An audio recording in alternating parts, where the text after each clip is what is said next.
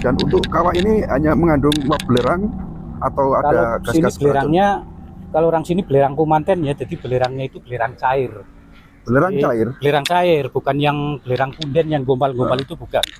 Lebih ke cair kalau yang ini. Terus dimanfaatkan warga, ditambang gitu? Enggak sih. Belerangnya? Enggak ya? Enggak dimanfaatkan untuk warga.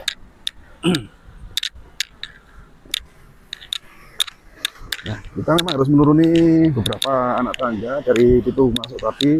Nggak terlalu dalam sih, cuman ya memang keren banget. Dan airnya munclak. Iya. Kita jelaskan di satu spot dulu, terus kita geser ke spot yang lainnya gitu, Pak Ali. Oke. Sebelah kanan. Nah, sebelah sini. Ini Punden Wisanggeni nih. Punden Wisanggeni.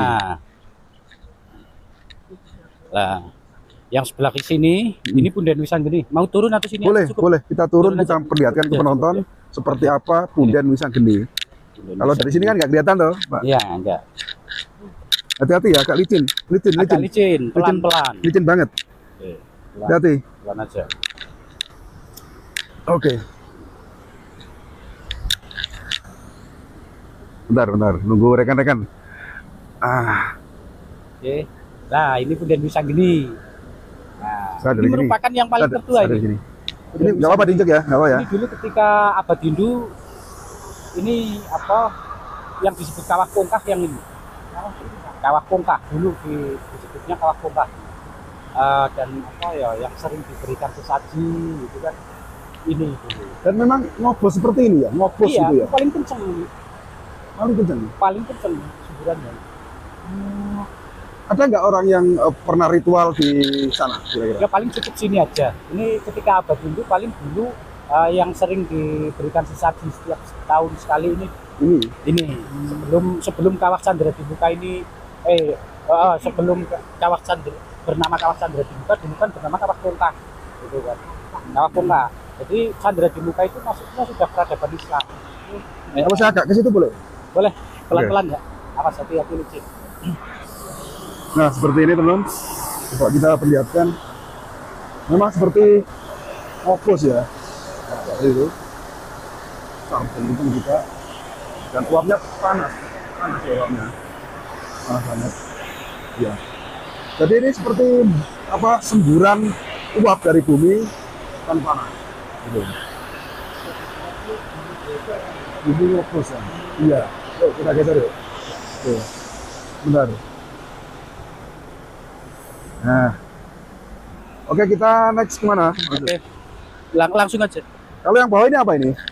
Ini yang disebut Pertapan Dersonolo dulu batasnya sampai situ sih. Pertapan? Cuman ini kan kurang kerawat dan juga udah rusak juga ini. Pertapan siapa? Dersonolo. Dersonolo ya. Disebut Sonolo. Jadi sebuah tempat pertapaan gitu ya ini ya dulu. Ya lebih pertapa. Nanti ada filosofinya kok. Oke, siap.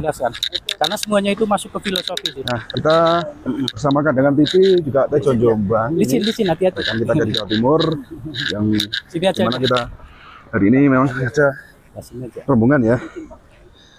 Jalannya licin banget. Seperti itu. Jadi bawah sana itu tempat pertapaan ya.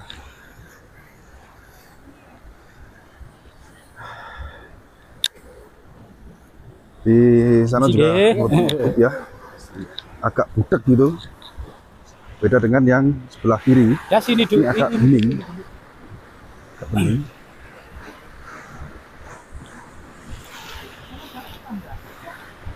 Tuh. Kita geser yang sebelah kiri. Ini meluap atau meletup ya. Iya. Kali ini Candra Bulan ini. Seperti ini ya. Ini Candra Bulan ini yang airnya yang paling panas ini. Nah, ini kalau tinggi itu menyampai 95, jadi setara air mendidih. 95 derajat. Tidak disarankan untuk mencuci tangan, kaki atau mandi ya. Tidak disarankan ya. Kalau yang untuk mandi biasanya di situ. Oh, yang atas ada lagi. Mandi yang di sana. Yang untuk mandi yang di sana. Yang sebelah sana. Candra Bulan. Kawah ya. Pernahkah ini terjadi luapan yang sangat tinggi sangat tinggi, maksudnya semburannya tinggi berapa meter gitu? Stabil aja. Stabil aja. Cuman pernah kering lah ya. Pernah kering juga? Pernah kering tahun 2001. Tapi cuman itu masih sejarah juga itu. Kan Apa? Ada sejarah langgam jatinya itu masa titipan rambut gimbal akan berakhir pada tahun 2001 itu nunggu kawah Candra di muka kering nggak ada airnya. Nah itu kalau benar-benar terjadi pada tahun 2001. 2001. Makanya dari habis dari 2001 anak-anak gimbal sudah mulai berkurang. Ada pas momen-momen berkaitan seperti itu ya? Iya, ada. Jadi benar-benar kering. Dan terjadi hanya sekali waktu itu aja, 2001 ya? Gitu. Ayo, mungkin ya pada alam. Kode alam. Iya kan. Ya benar.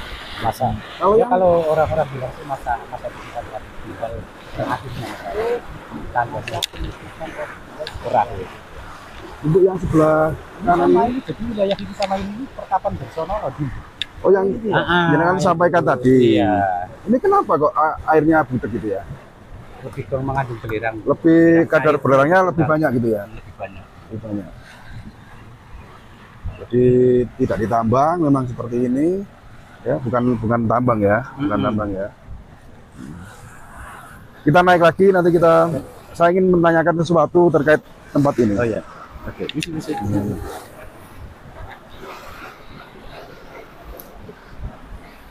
Nah, ini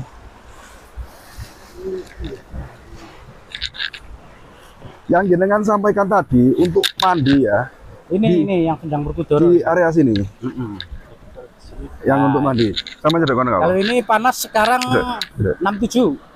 67 ya. 67, tapi bisa buat mandi. Coba jenengan Nanti ada barangkali tata bisa caranya duduk di masing-masing. sana, Oke, boleh. biar tampilannya lebih keren ya. Jenengan sudah ganteng, lebih keren lagi kalau Duduk atau gimana? duduk aja. Kita ingin kepo ya, Iya, Mas Ud ya, Iya, betul. Mas Ud. Ya, terkait dengan kawah Candra di muka. Ini sedikit saya baca artikel bahwa di kawah ini dulu di pewayangan ya, ada kaitannya dengan yang namanya Gatot Kaca. Barangkali bisa disampaikan seperti apa? Oke. Sebelumnya saya bicara tentang isinya dulu ya, Oke, siap. filosofinya ya. Siap. Candra di muka itu berarti masuknya itu sudah masuk peradaban Islam. Dulunya itu bernama Kawah Kongkah ketika abad Hindu. Kemudian peradaban Islam masuk, diubah menjadi Candra di muka, yaitu mengambil ilmu tolabul ilmi. Jadi candra bulan, muka bumi gitu. Jadi intinya itu mengingatkan kita bahwa kita hidup itu harus saling berbagi. Yang merasa terang, merasa di atas harus mencari yang bawah gitu. Intinya harus saling berbagi. Dan ada pun simbolnya Gatot Kaca. Gatot Kaca itu gagah berotot berwibawa yang digembleng sama si Al-Ghazali jadi sakti mandraguna. Nah itu nilai pendidikannya buat kita, kalau kita ingin sakti mandraguna berarti kita harus digembleng. Kita harus digodok gitu, digembleng. Misalkan kayak sekolah, madrasah, kuliah gitu. Biar kita bisa terbang tinggi mengangkat derajat kita. Apalagi kita sampai kejenuhan yang namanya sakti mandraguna. Konsep daripada sakti itu berilmu, mandraguna itu mandi rasanya berguna untuk orang banyak. Lah itu insya Allah kita kategori orang kesatria yang hebat gitu. Jangan yang saktinya sakti mati rasa gitu. Nah itu bisa bahaya. Itu sebenarnya masuk ke filosofinya seperti itu. Ya. Nah, sedangkan Werkudara itu sendiri diambil dari kalimat warka'u dauron gitu kan. Jadi roka'u yarka'u rukuan fawaratiun irka'ul amar wani atap kalimatnya wasyadu syahadat sapa sira lan roka'u ruku'o sapa sira kelawan dauron muteri mongso gitu. Jadi mengingatkan kita agar selalu dekat dengan Tuhan. Dengan perputarannya waktu kayak seperti subuh, zuhur, asar, maghrib dan isya itu sampai benar-benar kejenuhan yang namanya kukuh konconoko. Kukuh itu kuat, konco limo noko landep. Jadi dari cerita-cerita itu sebenarnya mengajak kita agar lebih dekat lagi kepada Tuhan gitu. Intinya seperti itu. Di filosofinya aja ya. Filosofinya. Tapi kalau dari pewayangannya memang benar ya. Jangan mungkin sangat paham bahwa seorang Gatot Kaca di pewayangan raksasa kan, seorang yang memiliki postur besar dan ketika bayi beliau itu dimandikan di sini, digembleng di bawah situ supaya sifat jahatnya itu hilang gitu, benar ya. Jadi ceritanya seperti itu, jadi masuk ke filosofinya ya digembleng, dididik gitu sama guru-guru biar terbang tinggi mengangkat derajat kita gitu. Pendidikannya buat kita seperti itu.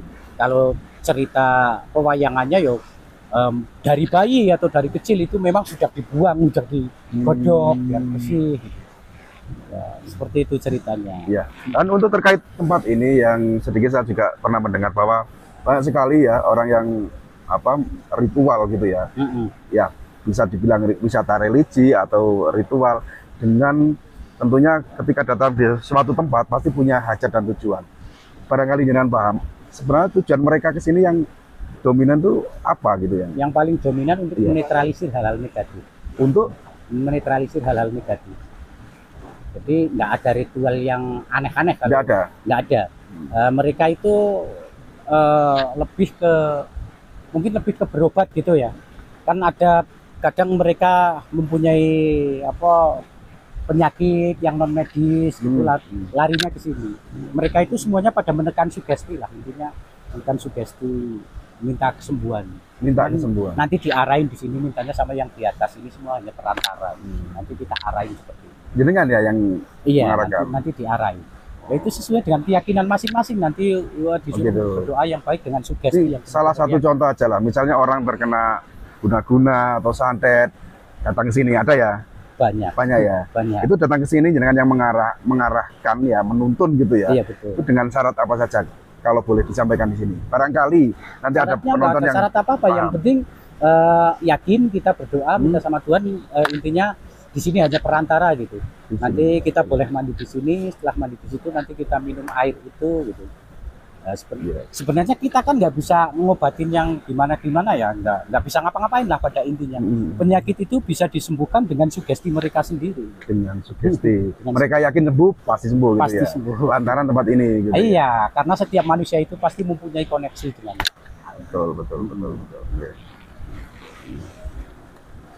Nah, luar biasa sekali. Jadi sebuah tempat di mana ini adalah benar-benar bukan dari letusan vulkanik ya.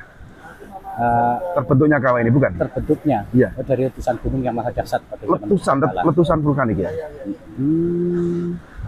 Tapi sudah ada memang dari zaman leluhur ya. Wah, udah dulu ini Iya. kategori tertua ini mungkin. Ini ya. malah tertua. Dari Karena, Sikitang tua ini karena ini. jejak letusannya aja belum ada yang mengetahui kan. Cuman hanya tahu namanya aja. Terakhir kan itu ada kawah Pongkah gitu. Kemudian terakhir itu bernama Candra di Muka. Candra di Muka.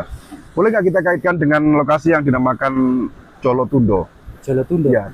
Adanya tempat ini, apakah ada kaitannya dengan lokasi Jolotundo? Ya kemungkinan. Nggak paham jangan? Ya, kalau untuk tanah ya mungkin kemungkinan demikian karena satu pongkakan mungkin ya. Ada Kawah Timbang, Candra di Muka gitu kan. Nah, terus Jalatunda, Gua Jimat, Siler itu kan nyambung gitu pongkakan gitu. Satu itu ya, masih ada satu kaitan ya. Satu akar. Iya. Tempatnya Garut Kaca di Godok. Di sana, Sebelah situ. yang di muncak-muncak itu ya. Candra Wulannya itu. Untuk candi ini memang sudah ada dari dulu. Apanya? Candi. Kalau ini saya bikin pembatas saja sih. Oh, berarti bukan dari dulu ya? Bukan, saya bikin pembatas. Ya mohon maaf ya. Agak sedikit ya apa ya? Nggak apa-apa. Oke. Kan kalau untuk dunia spiritual kan ini ruangan netralisir ya, maksudnya ke ruangan netralisir atau ruangan positif. Tapi yang namanya pengunjung ya ada juga yang berpikiran negatif gitu kan. Sehingga sering terjadi gesekan di situ. Gitu kan. Sering terjadi gesekan di situ, makanya saya kasih pembatas. Pembatas. Cerita singkatnya seperti itu. Sekat untuk ke mana? Biar nggak ke sana sih. Kan ini kan kolam kan cuman segini aja ini sebenarnya. Nah ini saya lebarin biar nggak ke sana. Oh gitu, pembatas agar tidak ke sana gitu ya? Iya betul. Sebagai penanda gitu ya? Penanda aja. Jadi udahlah sampai sini aja nggak usah mainnya ke sana. Oke, mungkin yang terakhir bisa jenengan sampaikan alamat dari kawah ini dan pesan serta kesan dari jenengan seperti apa tentang tempat ini? Ya, kalau untuk alamat, alamat Kawah Candra di Muka ini di Desa Pekasiran ya, maksudnya Kecamatan Batur, Kabupaten Banjarnegara, itu aja. Ya. Kalau untuk penyampaiannya yo enggak lah, jenengan aja nanti yang nyambung. Ya. Jadi saya wakili gitu ya, untuk boleh. pesan dan kesan dari tempat yang bersejarah di situ aja kan. Nah inilah, ini Tuk Semar nih. Oh ini masih? Ini bisa Oh ini yang belum ya? Tuk Semar. Oh iya sebentar kita. Nah ini pernah hilang juga, pernah tertutup juga ini. Cuman tahun 2002 saya gali lagi. Ini dinamakan Tuk Semar, Adem Semar. Adem Semar. Adem. Nah, Tuk itu sumber mata air ya.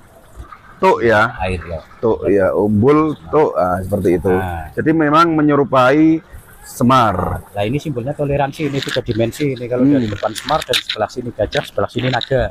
Toleransi lah, karena semua doa itu baik. Pada intinya semua doa itu baik. Yang nggak baik itu kalau mengutuk gitu. Betul.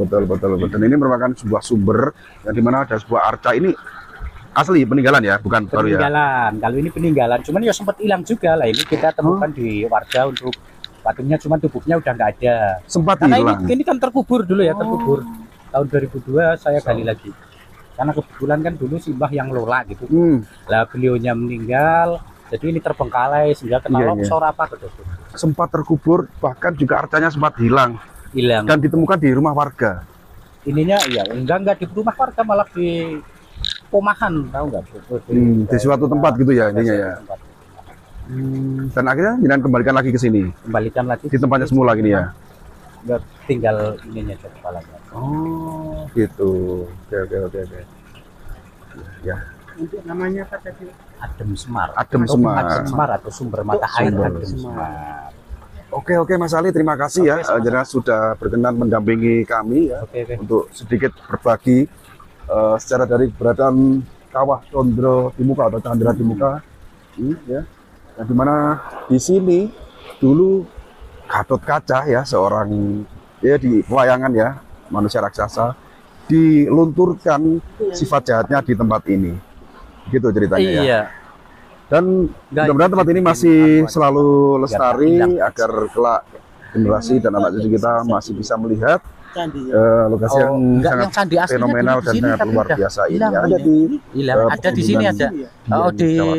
Semoga bermanfaat, kurang lebihnya saya mohon maaf. Ada gambarnya. Saya kiri bila taufiq wal hidayah. Assalamualaikum ya paling bentukannya seperti itulah. warahmatullahi wabarakatuh. Jadi ada candinya.